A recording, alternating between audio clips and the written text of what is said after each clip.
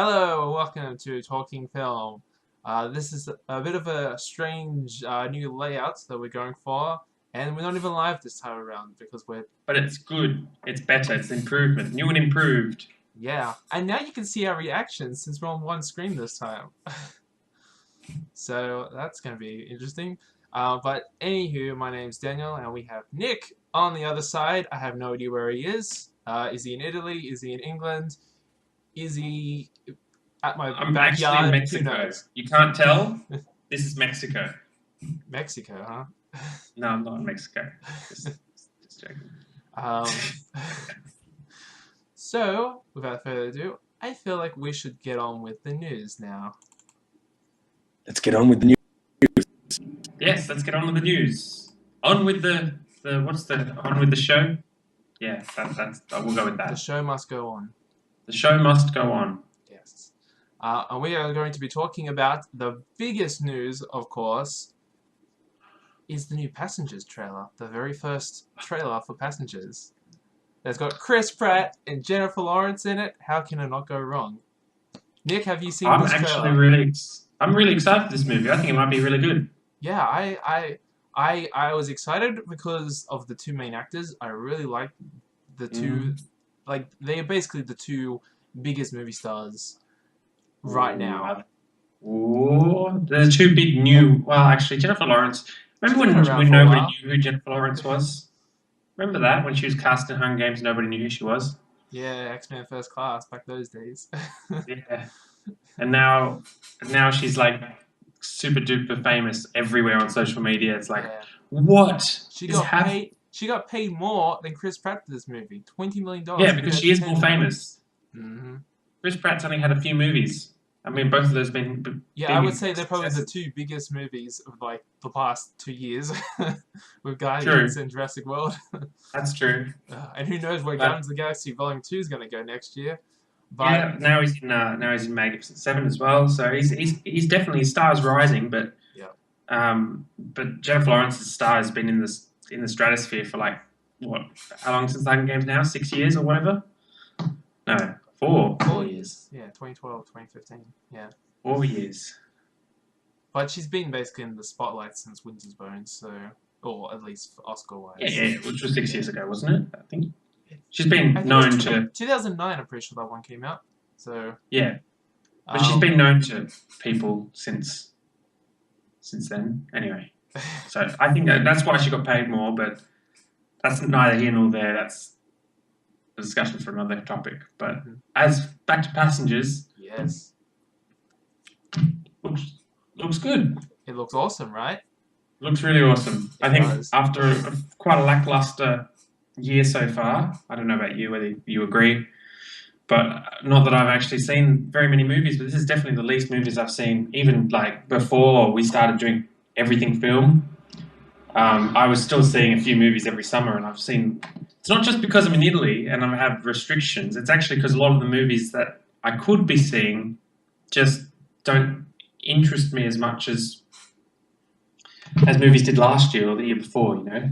So there's not quite as many must-sees for me this year. There hasn't been. And even the ones that I was kind of interested in, the reviews have come in and kind of deterred me from seeing some.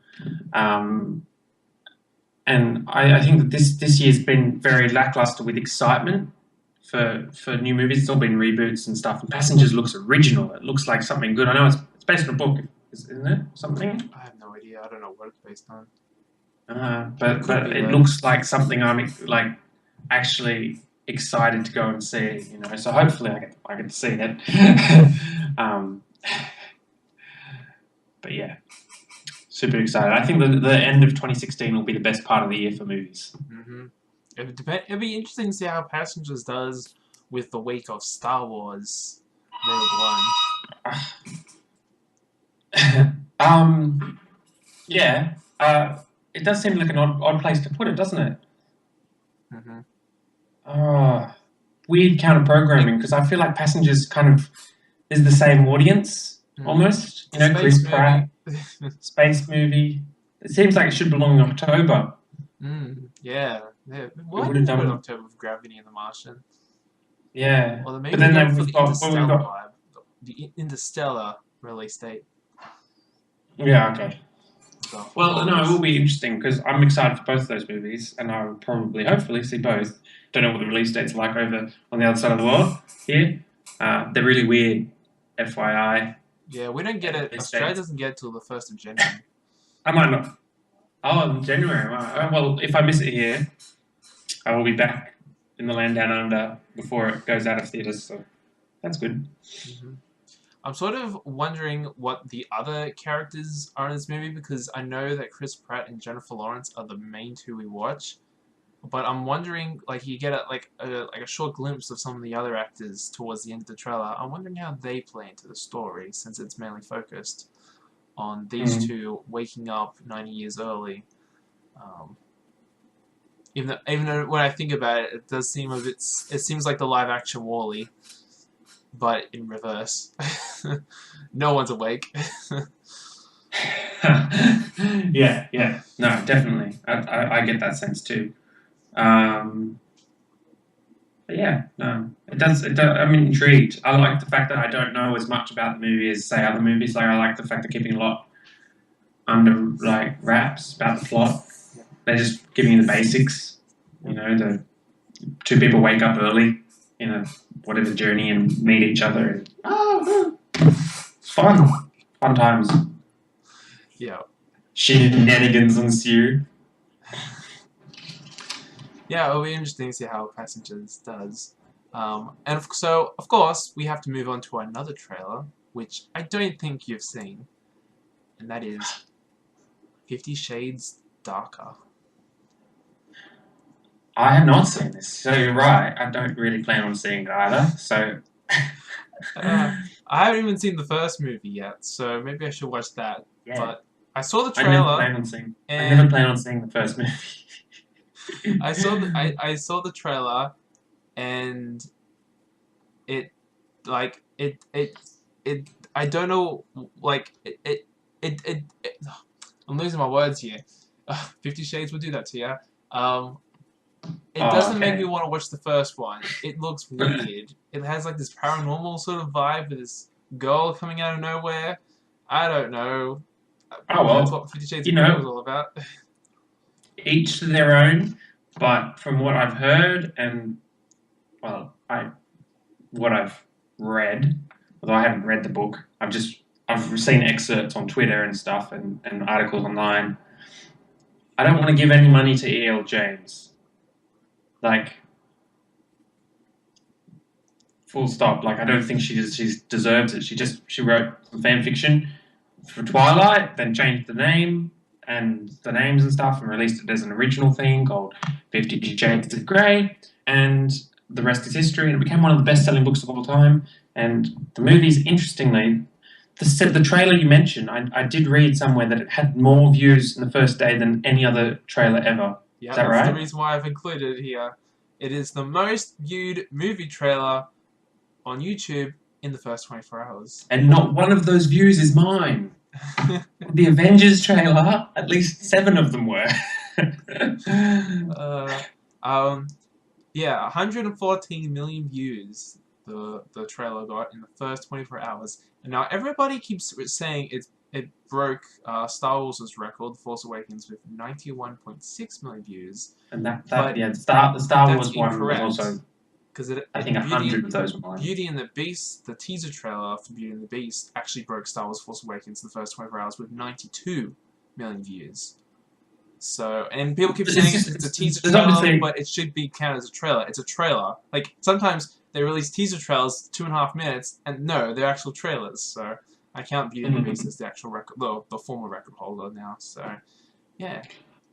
I think that there's a correlation. I think it's just as time goes on, as more and more people, start using the internet to get their news, just YouTube views are just going up, and so are trailer views on YouTube just going to go up because it's going to pop up in recommended for you, 50 Shades Darker. So then people spread the news, spread the word, and it's just weird that this is so popular. I kind of get it. It's hitting a market right in the sweet spot that doesn't get hit very often, but it's still so weird that it's more popular than nerd culture movies like Star Wars, Marvel, Harry Potter. How is it bigger than those? Like, something different. You know, It is it's getting different, to a but market. God, it makes me concerned for the state of humanity sometimes. I know, $560 million, over $560 million worldwide. The first movie made. I'm a bit, as I said, a bit concerned for fellow humankind, and a bit concerned for the state of education. Well, I can't say if the film's quality, but we're not seeing it. I'm always an advocate of seeing a movie before judging it. So I'm not going to judge the movie. I'm just going to say that this is nowhere near on my radar. But that's me. For you, me. Yeah, well, I'll still take you to see it, Nick. Oh, God. We're seeing it no matter what. Jumping joy. I can't wait. Great. Now I've got it on camera. I've got it on record. It's going to happen. Moving on to not Disney, but we got a live-action Mulan in the works, but with Sony. What? This news was just quietly swept under the rug, and no one was really reporting this. But there was an interview with Variety about Sony's future movies, and they mentioned a live-action Mulan, which we haven't heard of before. So now we've got Disney's version and Sony's version competing against one another because, you know, it's happened with the Jungle Book and Snow. Jungle Book's not going to ever come out. Jungle Book's not happening, as far as I'm concerned. It's happening. This is the same. This is never going to happen. Disney's going to release a version, and that's the end of the story. Disney's also going to do their Little Mermaid, I think. Yeah, but from what I hear, Universal has just lost their actress for that, so that might not even happen now. So, exactly. So, Disney's going to always release their movies of their remakes because they're successful already, but anybody else is going to try and do a fairy tale. It's just not going to compete with Disney because Disney knows it. Disney's like... Yeah, Disney has got movie making down to a formula. They've got this business almost completely worked out. They've only had a couple of slip-ups recently. And basically the whole Disney empire is now like the new Pixar to the rest of the film industry. You know how nobody could work out why Pixar was doing everything right? Mm-hmm. And they were trying to emulate Pixar. So now everybody's trying to emulate Disney as a whole. So that's every single branch, including Pixar. And it's just not working because they're just not Disney. Disney is a massive brand right now. Mm-hmm. And I think it doesn't help that Disney's also got nostalgia for adults that grew up with their childhood. With that's a discussion. That's a discussion for another day, though. But yeah, we'll see when we hear about casting because we still have yet to hear anything about Disney's version. Besides, the script is working, and I'm sure this is probably in script writing as well stage. So never say never, but I would love to see a Mulan live action. That's actually an idea that really excites me. So whether it's Disney or another studio, if they do it right, I'd be all in for that. Mm-hmm. Yeah, well, you might get 2 Mulans, so yes. Now we move on to one of the most weirdest news stories of the day.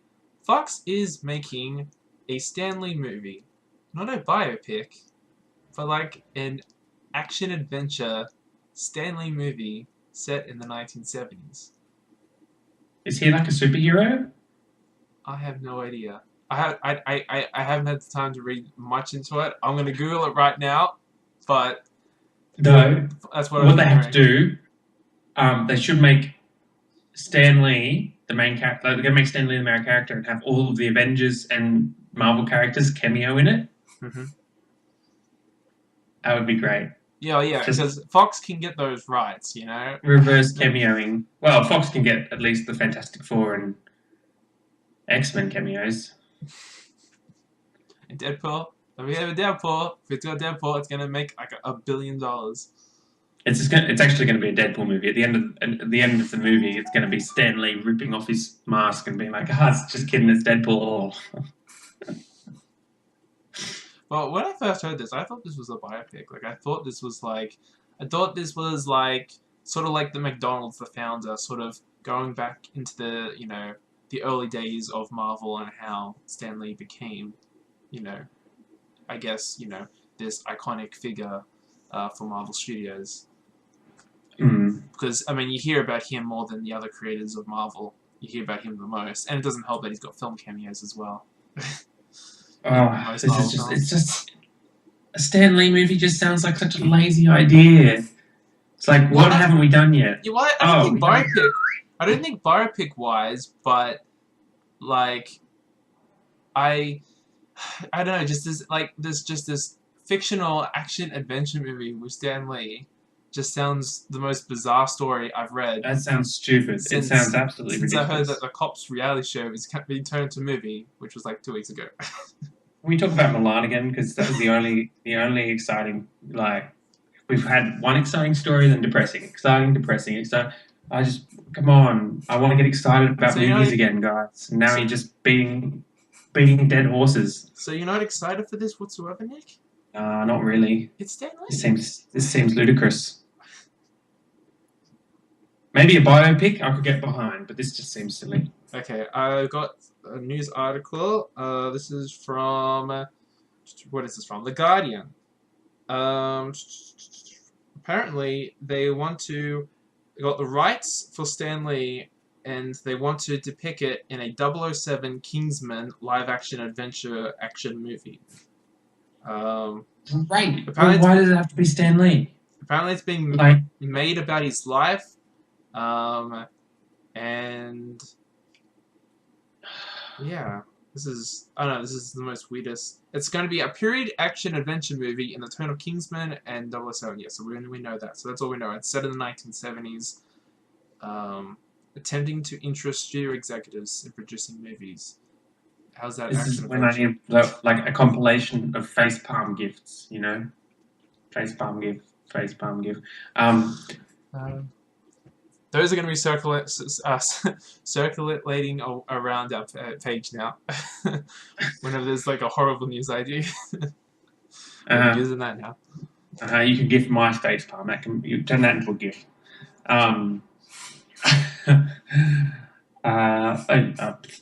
What else to say about that? It's just, I think that if they're going to go for this, I'm kind of over the whole brand recognition idea, is that we can't do something original, but we can do something original with the disguise of it being something established, you know, like, this is just an extension of that. This is, let's do something that's like Kingsman, but let's put a recognizable face on it. Let's make it really stupid and silly and put Stan Lee there. It's ridiculous. Just do your own Kingsman. It's not going to be the actual Stan Lee. It's going to be an actor Stan Lee, who I don't know who will be cast in this, but yeah, but still, it's still Stan Lee. They could just create an original character. That's what I am thirsty for, originality, which is why I'm so looking forward to Passengers. To bring that full circle, thirsty for originality. It'd be interesting if Passengers isn't an original movie and it's based on a book, and your originality has just lost meaning there. But this is actually the closest we can get to original these days, is based on an original novel. Yeah, this is an original movie. This is just taking a recognizable face and putting it into an original story, Nick. Stretching it a little bit. It is original story maybe, but it's got a recognizable face. It's the equivalent of making, I don't know, an original side-scroller video game and putting Mario as the main character, or making a toy collection game and having Spyro as the main character. Don't wait, that happened. And now we move on to the biggest news of them all.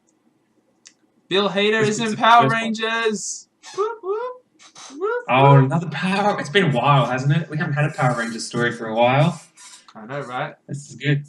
Yeah. Yeah, Bill Hader is going to voice Alpha 5, who is the robot that helps out Zordon. If you don't know who Zordon is, the head, you know, I don't. The head in the jar, basically. He's in. He's like Charlie from Charlie's Angels, kind of thing. Maybe. No? Maybe, but there's not many similarities towards that, other than he does help to get the Power Rangers. But he has. You know, I don't have nostalgia for Power Rangers, but I'm imagining this movie is going to be a little bit like G.I. Joe for some reason. Don't say that. No. It's not my most anticipated movie of next year. No. Whenever you say Power Rangers, I just think G.I. Joe. G.I. Joe. It is a total separate thing. Power I Rangers. know it's a total separate thing, but it's still kind of cashing on the same audience, isn't it? No. It's like the whole We're aiming for a Hasbro teen nostalgia. audience. We're aiming for a teen nostalgic adults with this movie. We're not aiming. Oh wait, yeah, G.I. Joe was. I guess can also appeal to nostalgic adults as well for because of the toy brand. Yeah. Well, just that's it. Okay, that is basically it. They were both marketing machines for toys for kids. That is as far as it goes. What can you do? But Bill Hader is awesome, so I will give them that. And just working off Bryan Cranston is going to be amazing to watch. I have faith in this movie. Do you know what though?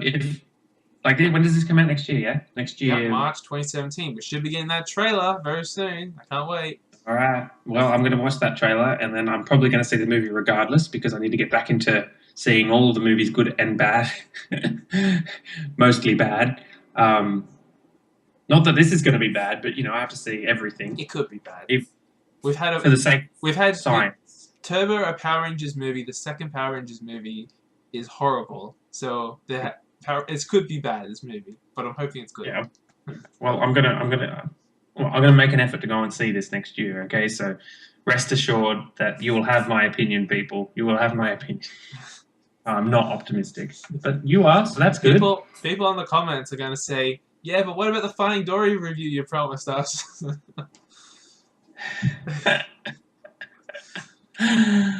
But that's coming too. That's coming too. The Finding Dory review is coming too. Don't worry. Eventually, I'm going to do all the Pixar movies at some point. Yay! Right until you get to the DreamWorks ones. After I do the DreamWorks, I'll do DreamWorks, then I'll do Pixar. But you have to watch this movie because it'll be interesting from someone who grew up with Power Rangers for someone who has no idea how Power Rangers is. So yeah, definitely. Yeah, so I can't wait for the trailer, and we can talk about the trailer. That'll be either make it or break it. So that is all we have lined up for news. Anything else you want to talk about, Nick, that I've missed? Because it's been 2.5 weeks.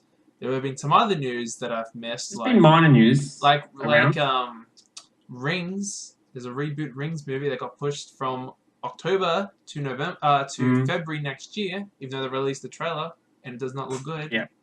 Yep. That's just like the whole Blair Witch thing all over again, isn't it? Yeah, I feel like it seems like because they're basically pushing it after Blair Witch opened, so I'm feeling that this is their reaction to that. But like you're releasing it a week before 50 Shades Darker, so I don't know if it's gonna do that well. Nah. Then I'm looking forward to finding out how that goes. Then there's also another bit of news that just came out recently. I read somewhere that Sam Neill's going to be in Thor Ragnarok. It's interesting. I have no idea who Sam Neill is. The guy in Jurassic Park, Dr. Alan Grant. Oh, that would be pretty cool. And Jeff Goldblum's in it too. So they're both. It's a Jurassic Park reunion now, which is pretty cool. Wow, this is what Jurassic World 2... no, this is what Jurassic World 1 should have been. Yeah. Oh, well, but it'll be interesting. I think he's only going to be in a few maybe short scenes. But the fact that the director's a comedy director makes me think that this is an intentional Jurassic Park reunion. Because, so... Sam Neill's also, I think, New Zealander, so it makes sense. I think I'm more, blown that Jeff Goldblum is now in the Marvel Cinematic Universe. Yeah, well, Jeff Goldblum was announced to be in it ages ago, though. Oh, you knew I that. must have missed that then. Oh, wow. I think it was... Yeah, apparently he's going to be one of the bad guys in versus how the Hulk's going to be in it and all that. Yeah. Jeff Goldblum's one of the guy that's overseeing, Planet Hulk, whatever was happening there. Should be good then. That's all we have time for. Thank you for tuning in, and until next time, bye for now. Till next time. Filmaholics, hopefully you enjoyed watching the show. If you liked what we did today, you can like our YouTube video, or if you're new to the channel, you can subscribe to the channel, or you can like our Facebook page at facebook.com/everythingfilm. You can watch our previous episode 2 weeks ago down below. But until next time, bye for now.